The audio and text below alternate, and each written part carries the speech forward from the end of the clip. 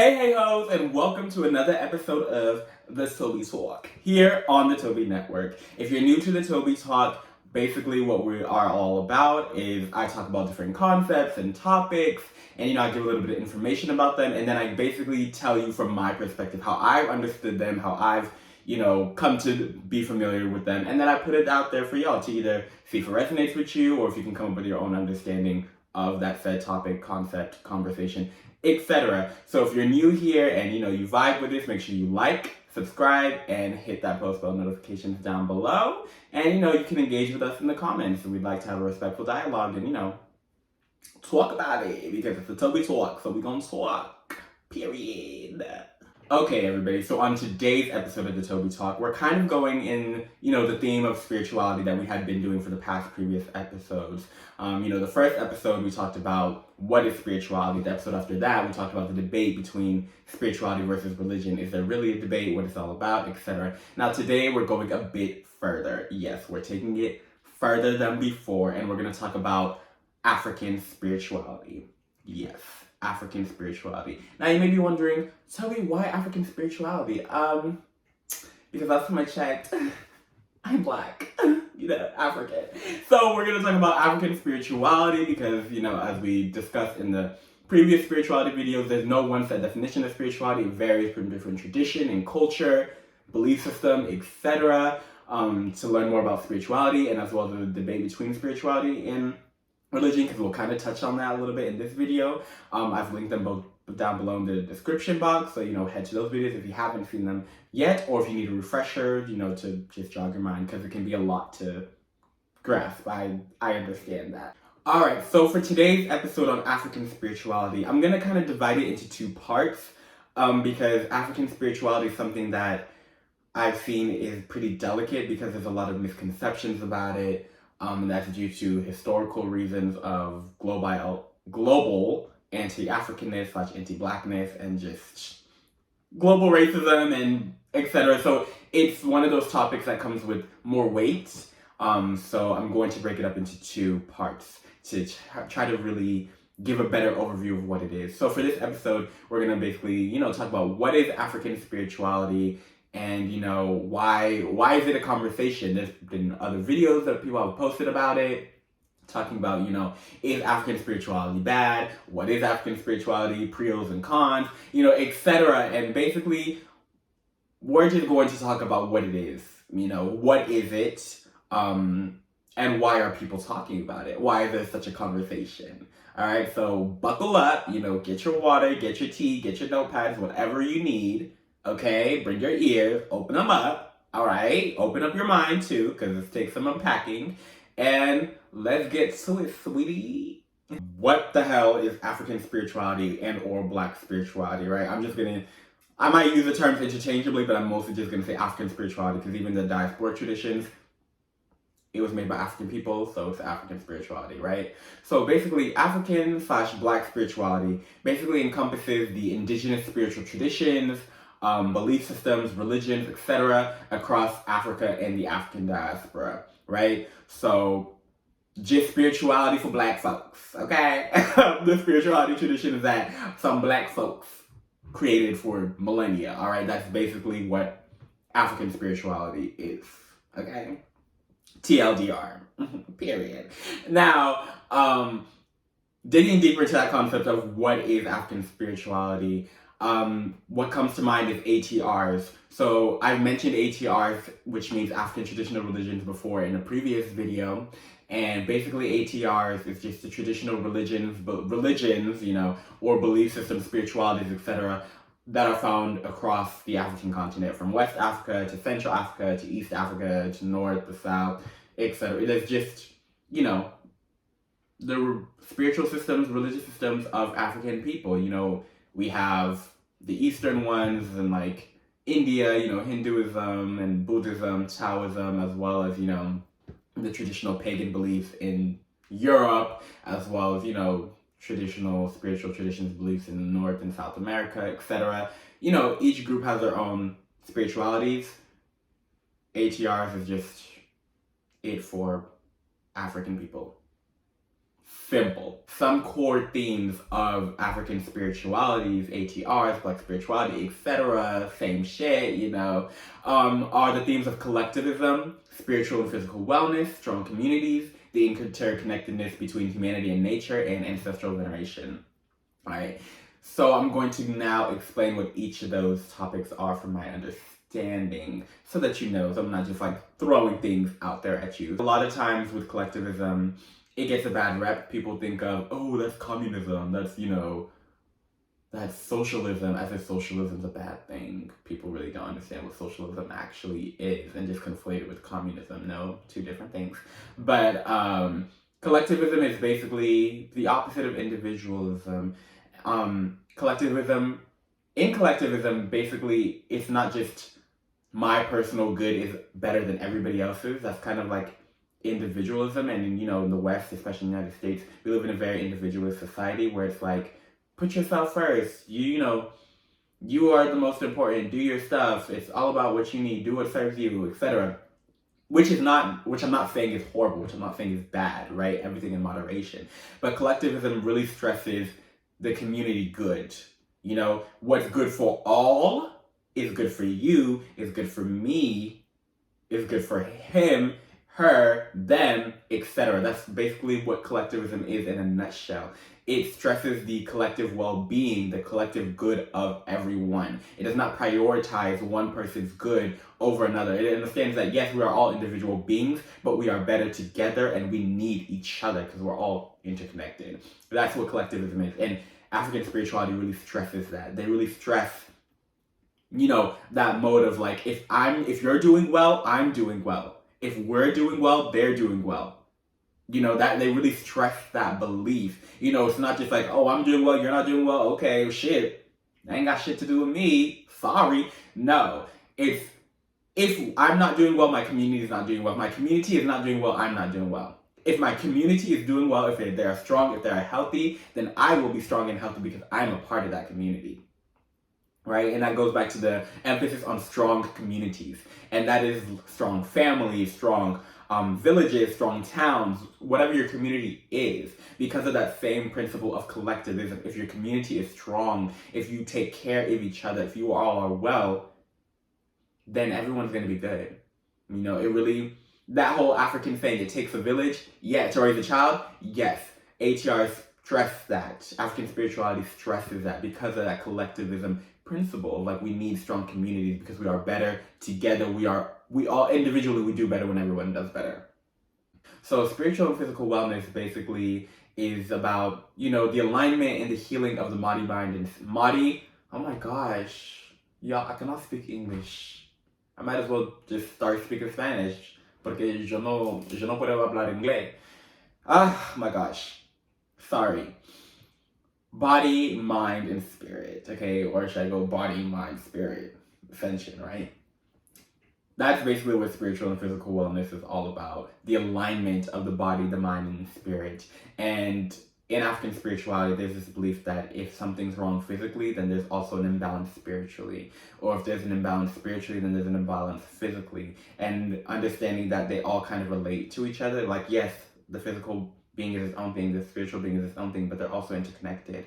So, an upset and imbalance there is going to cause some sort of imbalance somewhere else. So they really stress that, taking care of yourself, taking care of your community, taking care of your mind, your emotions, your spirit, and just having those things be well, Understand that you are a physical being, but you're also a spiritual being having a physical experience. So you must be physically healthy as well as spiritually healthy. So you must go to a physical doctor and a spiritual doctor to get both, to get your soul right. You got to get your body right, okay? Body goals, body positivity, but you need to have your soul right. Soul goals, soul positivity, whatever that looks like, right? You have to have both. So they really stress the dualism. In Western, it's mostly, physical wellness, health, is your skin looking good? Are you eating healthy, etc.? And nowadays in Western medicine, we're getting more into mental health, right? But we haven't really gotten to spiritual health yet. We haven't really gotten to that sort of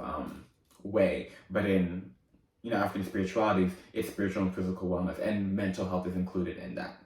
it's lumped with the spiritual. Another thing that African spirituality really emphasizes, really is all about, is the interconnectedness between humanity and nature. Understanding that humanity is a part of nature, right? And it is integral. Like, nature is integral to the human experience, and humans are integral to nature. So understanding that it's not separate. The water is just as valid, right, as the pig, as the human being, because they're all depending on each other. They're all very interconnected. A lot of times in Western thought, you'll hear African spiritualities, ATRs, etc., being labeled as animist, meaning that, oh, they pray to trees or something like that. No, it's not exactly. No. What it is that in African spiritualities, they understand that everything has a soul, everything has a spirit, which is something that's seen across, different spiritual traditions.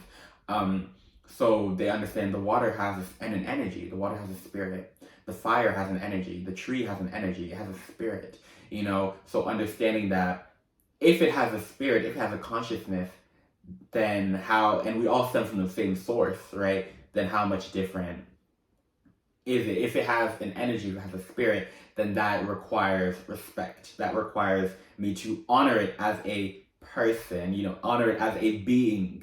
Honor it as a being because it has an energy, it has a spirit. So maybe I shouldn't cut down and burn down the forest. Maybe I shouldn't pollute the water. You get what I'm saying? Because that is a being, and my life depends on it, and its function and wellnality and its health and well-being depends on me, because I'm either taking care of it or destroying it. So it's really understanding that belief of becoming one with nature, right? Becoming one with nature and seeing that everything is interconnected. Humanity, animals, nature, spirit, it's all interconnected. Ancestor veneration is just venerating one's ancestors. It's not worshiping one's ancestors, it's having them in high regard. So in African spiritualities, your ancestors are everything. It's God, then your ancestors, really. That's how they see it. Think of the ancestors, they are on the other side. Your ancestors who have crossed over, they're on the other side. They're praying for you, they're working for you. So you are just a page of their lineage. Think of it, it's like your ancestral lineage is a whole book, you're just a page,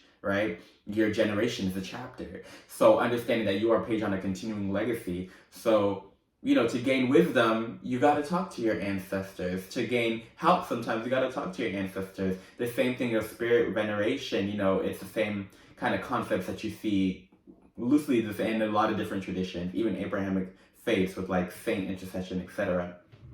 So that's really what it is. It's not ancestral worship, but it's veneration. It's like, talking to your ancestors.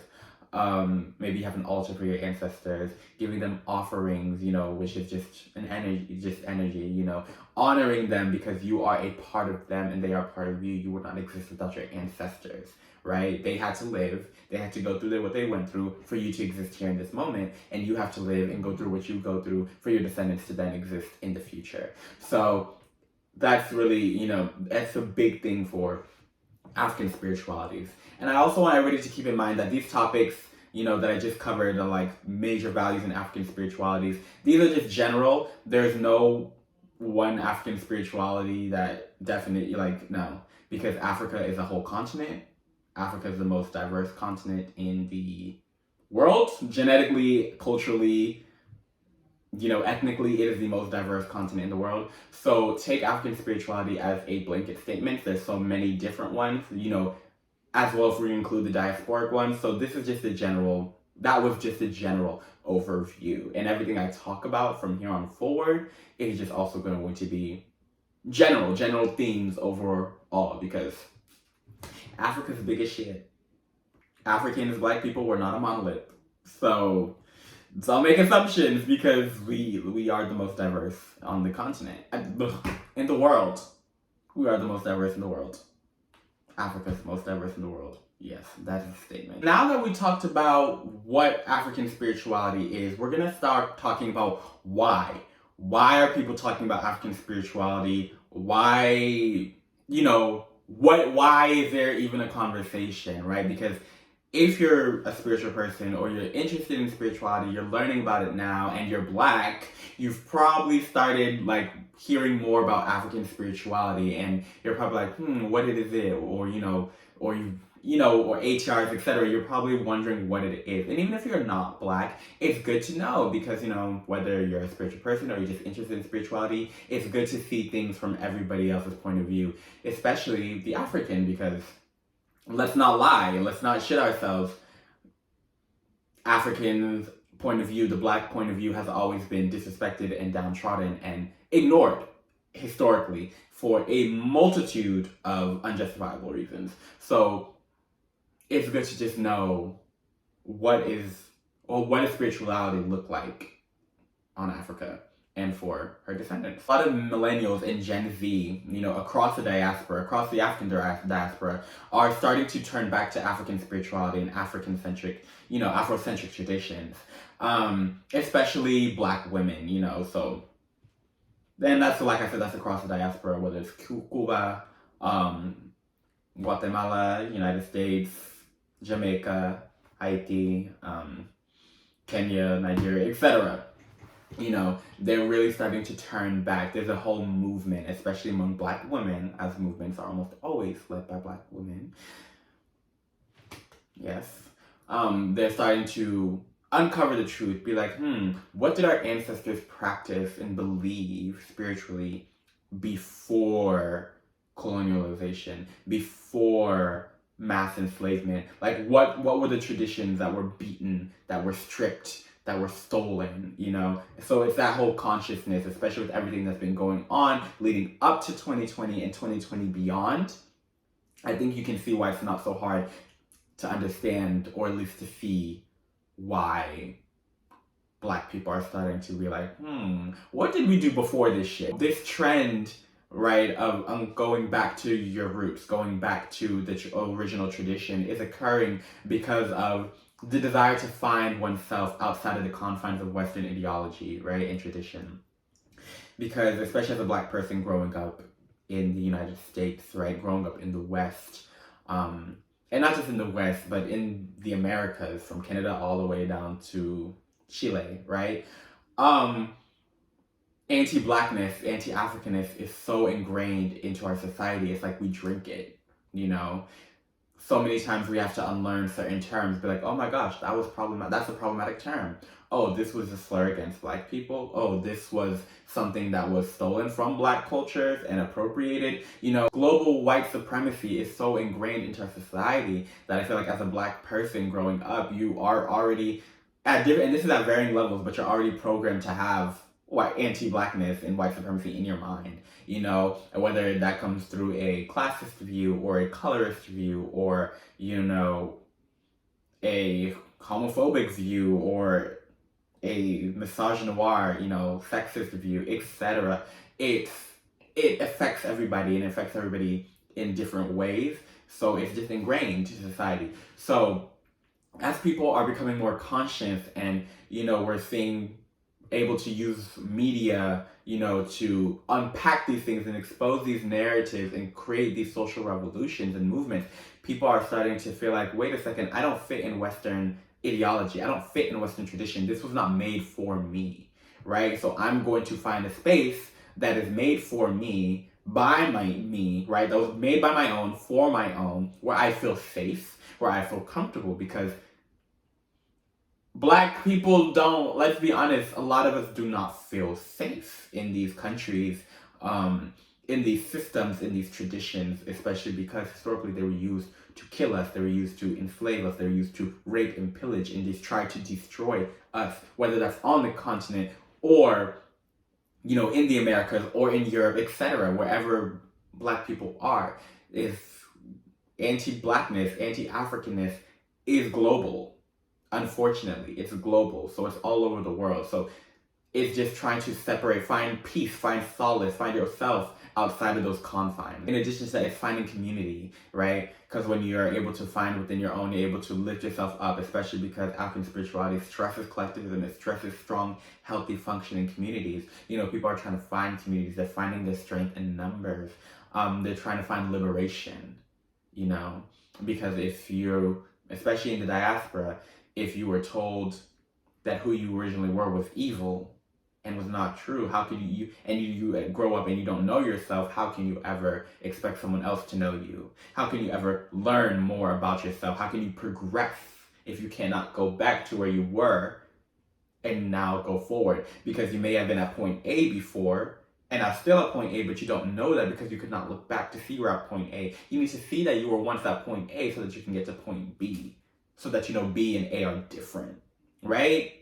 Hope that makes sense, Y'all know I like to talk in analogies and stuff like that. So hopefully that makes sense. In African spirituality, empowerment is a big thing, personal empowerment, but it's like you don't do that by dominating others. No, you do that by being the best person you can and uplifting your community so that everybody can become empowered, right? And also, it's about healing. African spirituality is about healing, because like I said, with ancestral veneration, it's not just, praying and asking your ancestors for help. It's about healing. It's understanding that your ancestors have their own trauma. So you healing, right?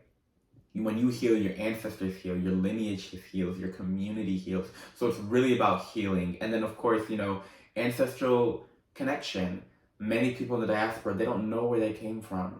And that was very intentional by the slavers, right? They don't know where they came from. And even in the African continent, I can come to attest, a lot of people, they know where they come from, they know their tribe, but they don't know their language, they don't know the history of their tribe, because colonialism destroyed things, burned things, taught them that your traditional history, your oral history was evil, it was wicked, it was this, it was demonic.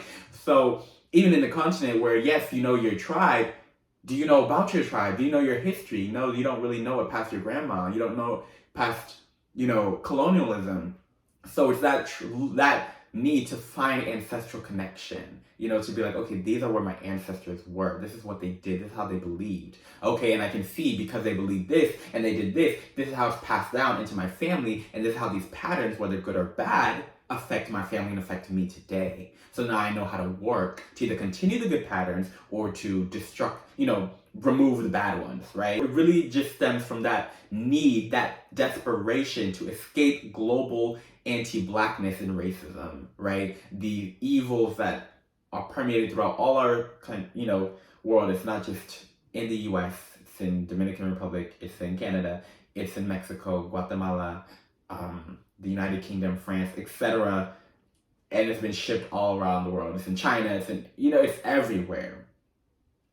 It's everywhere. Anti-blackness, anti-Africanness, it's everywhere. So to escape those confines, and the demonization of African cultures by other cultures and religions, to reclaim it, because so many other cultures and traditions and religions have looked down upon African spirituality and just African culture in general, and have demonized it, have said, oh, this is wrong, this is backward, this is stupid, this is barbaric, savage. And it's like, no, it's not. This is what we believe, this is what we did, this is our tradition, this is our strength, this is our root, this is our ancestry. And it's beautiful, it's not ugly, it's not dark, it's not evil. So it's that need to reclaim it. And even going into that, leaving Western ideologies, a lot of times you'll see a lot of them are leaving Abrahamic beliefs. So Christianity, Islam, even Judaism. And that kind of touches back to, what we talked about in the previous episode with spirituality versus religion. And, not going into that debate again, but a lot of them are leaving it for their own reasons, because either they don't feel represented in the religions, or because of the racist histories of these traditions, Christianity being used to justify slavery in the Americas, and preaching that blackness is evil, and that blacks are cursed. And even Islam, the Islamic slave trade that happened from East Africa and from Sub-Saharan Africa to North Africa, and the atrocities committed even now today in Islamic countries against black people, whether it's the black populations that were remnants in those countries from the slave trades, or African populations that have now immigrated. And and even now with Christianity still has demonized anything African, yet has praised so many things European. We have Christmas, we have Easter, which have absorbed so much of European pagan traditions, right, that have been embraced, within Catholicism and various things of Christianity, yet traditional African spiritual traditions have been demonized. It's like, yet you absorb so much European spiritual traditions and said it was okay. So what's really the problem when a lot of these things, it's like, what's really the problem? So it's just unpacking those things and waking up more so to those issues. So they're leaving, a lot of them are either leaving those faiths, so they're trying to enhance their understanding and knowledge and just find themselves, they're trying to find themselves. So that spiel was why African spirituality, why are people talking about it, and it was definitely in length, in depth that I explained it, but you have to see it's complex, and it's tied back to the oppression of the African. It is tied extremely back. And just like so many of our issues in society, they stem back to some sort of oppression, whether it's racism, sexism, classism, homophobia, etc.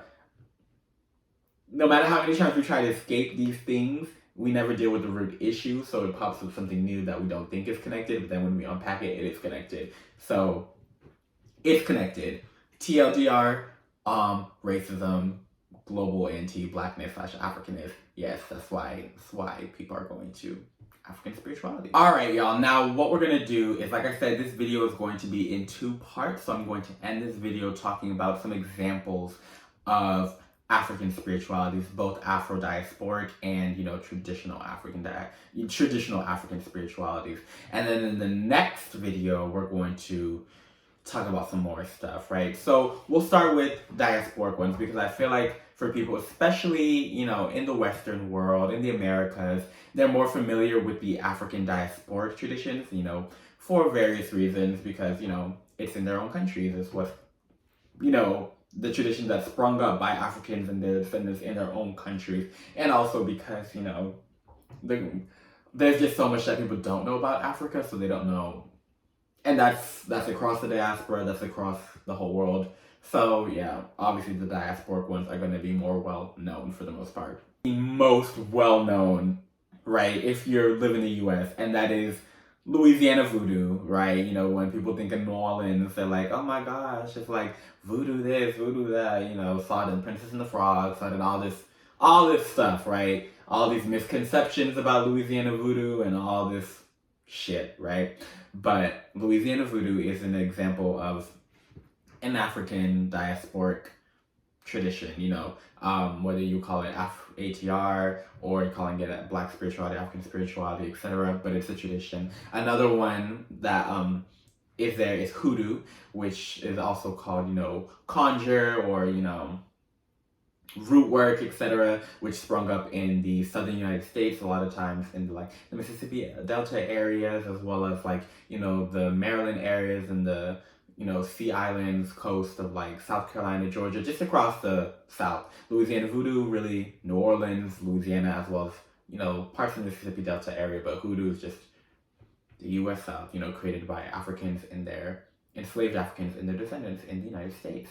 Haitian voodoo is another Afro-diasporic spirituality, it's created within Haiti, by enslaved Africans and their descendants.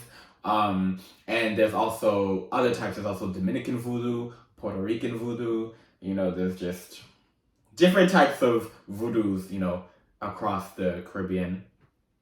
And also in Cuba, there's Santeria or Lucumi, and that was created by, enslaved Africans and their descendants in Cuba, and it spread to other places like Puerto Rico and, other areas, of course.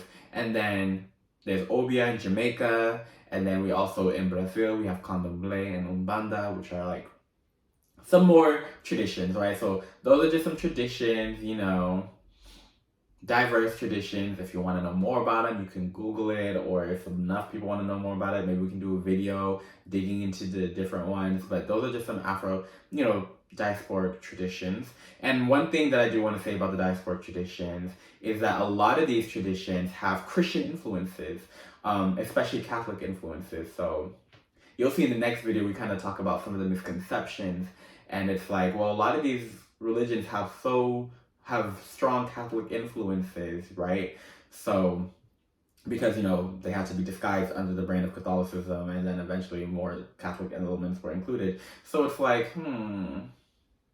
It's like, are you demonizing, or why are you demonizing it, especially when it has Christian and Catholic influences? That's cool, that's interesting. But yeah, so that's just, some of the diasporic traditions. Now, going back to like traditional ones, like traditional African traditions, these are just traditions, just a couple of the thousands that exist within the continent of Africa. And these are the traditions that, were basically the blueprints for many of these diasporic faiths slash traditions that arose during the, slave trade area of the Americas and the Caribbean, right? So perhaps of the African traditional, ATRs, spiritualities, the most well-known is Ifa. And Ifa is the Yoruba tradition of, Southwest Nigeria as well as Benin and Togo.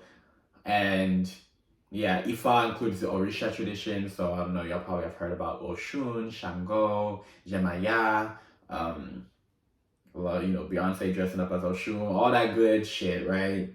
Yeah, that's Ifa. It's like the granddaddy of Futukumi, Santeria, Candomblé, I believe Umbanda, and like other traditions as well. So yeah, Ifa, they got their beat popping, they doing their thing, right? Another one is the Akan religion of the Akan peoples in Ghana, and I believe Cote d'Ivoire, aka Ivory Coast. And I believe they're in those two countries. I know Ghana, but don't kill me if they're not in Cote d'Ivoire. But yes, the Akan religion, and a lot of times with that you'll see like the Adinkra symbols. So if you don't know what Adinkra symbols are, those are the things that were, a lot of the symbols that are like Sankofa and reach back and get it. And you'll see them a lot in like Louisiana voodoo, as well as other traditions like Haitian voodoo, and even some in hoodoo, like over the place.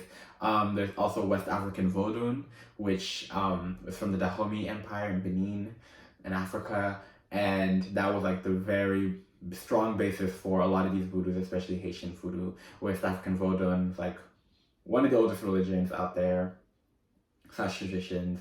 And yeah, and then there's a Congo religion of the Key Congo speaking people of Central Africa. Think about Democratic Republic of Congo, Central African Republic, Angola, etc. And there's also Odinani of the Igbo of Southeast Nigeria, which is served as like a huge basis for Jamaican Obia and Hoodoo, as well as other traditions. So yeah, that's just, a brief overview of some of the African traditions and the African diaspora traditions. So that's been part one. It's been quite a bit. I hope y'all learned a lot. And like I said, stick around for part two, because in part two, we're basically going to dig deeper and we're going to talk about the misconceptions and my interpretation. We're really going to talk about my interpretation for part two. And yeah, if you want to see more videos like this, make sure you like, subscribe, and hit those post bell notifications down below. And yeah, stay tuned, and I'll see y'all later. Peace.